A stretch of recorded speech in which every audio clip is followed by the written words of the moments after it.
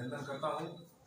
हमारे शाहजहाँपुर महानगर के अध्यक्ष श्रीमती सीपी गुप्ता जी, हमारे शाहजहाँपुर जिले के अध्यक्ष आदरणीय कृष्ण चंद्र मिश्रा जी, जिला सहकारी बैंक के अध्यक्ष श्री धर्मेंद्र प्रताप सिंह जी, आदरणीय अवधेश दीक्षित जी, वर्तमान अध्यक्ष भाई अजय यादव जी, वर्तमान अध्यक्ष अमन गुप्ता जी, और मीडिया का काम देख रहे भाई रामबल सिंह जी, सुरेंद्र वाल्मीकि जी, उपेंद्र पाल जी, ज्ञानशु जी, नवीन दीक्षित जी, यहाँ पर हमारे सभी सम्मानित भानु सिंह जी, नीतू सिंह जी,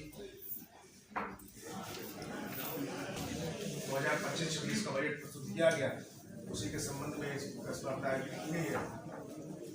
वैसे तो मंत्री जी सबसे परिचित नहीं है, अगर एक बार परिचय करा देंगे तो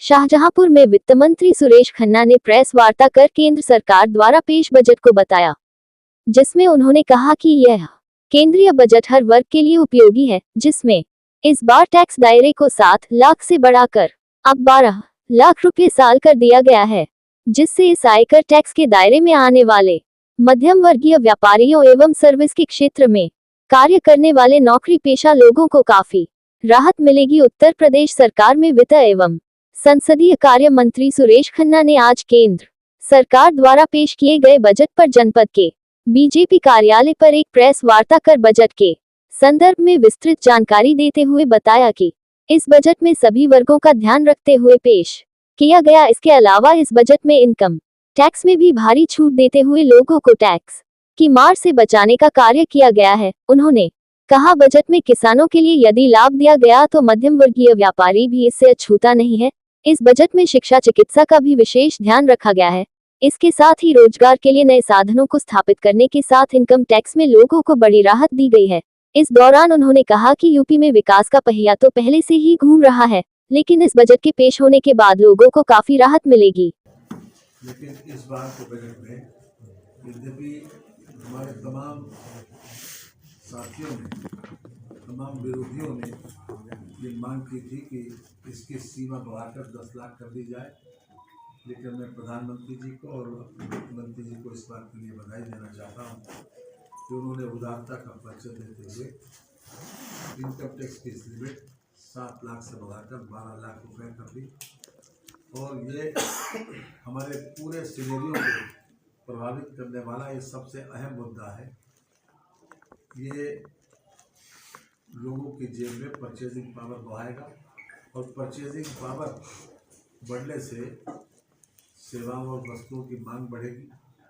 जब सेवाओं वस्तुओं की मांग बढ़ती है तो इंडस्ट्री का पहिया बहुत तेज़ी से घूमता है, और इंडस्ट्री का पहिया जब तेज़ी घूमता है तो उसी से रोजगार का सृजन होता है, जो हमारा अल्टीमेट उद्देश्य भी है।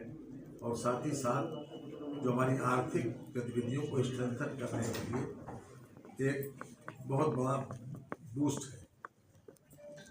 एक प्रकार से पूरे आर्थिक सिनेरियो को स्ट्रेंथन करने के लिए हमारे प्रधानमंत्री जी ने लोगों को ये परचेजिंग पावर के हाथ में दी है, ताकि वो लोग इसके माध्यम से अपनी ज़रूरत के हिसाब से पैसे को खर्च भी करें और हमारी आर्थिक स्थिति को भी मजबूत उसमें अपने आप बनाएं।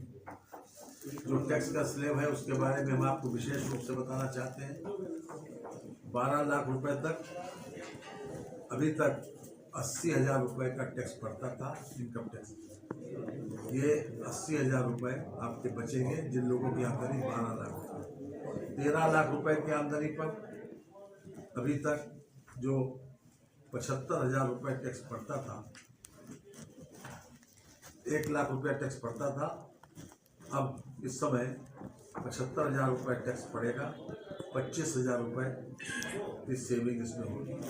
17 लाख रुपए तक 17 लाख रुपए तक आपको जो टैक्स पड़ता था वो 1,40,000, इसमें 60,000 रुपये की बचत होगी पिछले साल के मुकाबले। 21 लाख रुपए तक अभी तक 2,25,000 रुपये टैक्स पड़ता था, इसमें 95,000 रुपये की बचत। 2,25,000 पड़ेगा। 3,20,000 टैक्स अभी तक पड़ता था, 95,000 की बचत इसमें होगी। 25 लाख रुपए के टैक्स पर 4,40,000 रुपये टैक्स पड़ता था, जिसमें 3,30,000 रुपये अब जमा करना पड़ेंगे, 1,10,000 रुपये की बचत होगी। और यही स्थिति 30 लाख रुपए की आमदनी पर 5,90,000 रुपये का टैक्स पड़ता था, अब 4,80,000 पड़ेगा, 1,10,000 रुपये की बचत होगी। ये मैं टेबल इसलिए आपके सामने रख रहा हूँ कि सामान्यतया इस प्रकार से, जैसा कि मैं बता रहा हूँ, मैंने समाचार पत्रों में देखा, इस प्रकार से लोगों ने दिया नहीं है।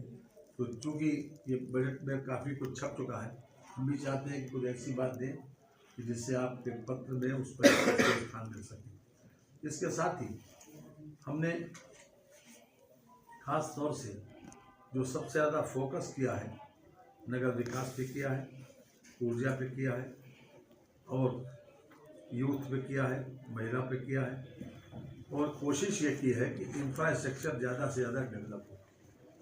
मुझे इस बात की कहते हुए खुशी है कि इस 50,65,000 करोड़ रुपए, 50.65 लाख करोड़ रुपए के बजट में 15.48 लाख करोड़ रुपया केवल इंफ्रास्ट्रक्चर के ऊपर खर्च होगा। इंफ्रास्ट्रक्चर का मतलब यह है कि जैसे हम रेलवे पर, सड़कों पर, मेडिकल पर, जिससे हमारी संपत्तियों का सृजन होता है, यानी कैपिटल इन्वेस्टमेंट हमारा लगभग 15,48,000 करोड़ रुपए का होगा। ये अपने आप में बजट में जब कैपिटल इन्वेस्टमेंट ज़्यादा होता है तो ये मान के चलिए कि सबसे ज़्यादा अच्छा बजट माना जाता है, इसलिए कि उससे रोजगार का सृजन होता है, जो हमारा उद्देश्य विशेष रूप से, इसलिए खास तौर से उसको मैं कोट करना